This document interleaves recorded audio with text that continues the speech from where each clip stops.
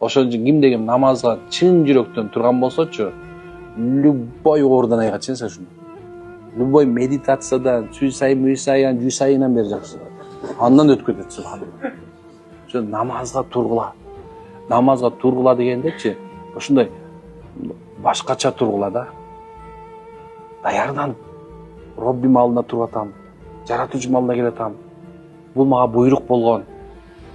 Эпти бир аз кичине жүрөктү титиретип отуруп, я Алла, сенин алдыңда турам.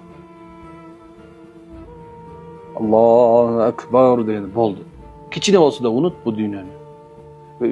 Кичине доля секундка унутала турган болсоңор, анда ойлой болосуң.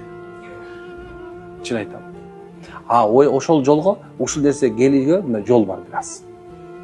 Анын жолу ушул эки. Намазды окуйсуз. Эгер макру болбосо, ошондон сразу 2 рекаттын нафил намаз окуп туруңуздар. Эгер казаң болсо, каза деп деле окуй бер. Толтур. Ар намаздан кийин алдында же болсо баягы макру болбош керек да. Мына анан түнкү тахажжудту такыр болбогондо куптанын алдында үйгө жатардан 2 рекаттын намаз окуп туруңар.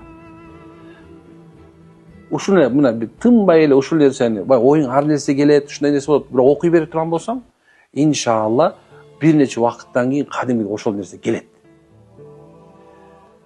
Биз болсо башкача отпайбыз. Так, бат-баттан намаз окуп, шашпай обед кылыш керек болуп кетчү. Негизи башкача болуш керек да. Шашпай намаз окуп, бат-баттан обед жеш керек да. Негизи обед деген мусулмандарда жок негизи. Эртең менен кечине дегени бар. Түштө бар легкий перекустур.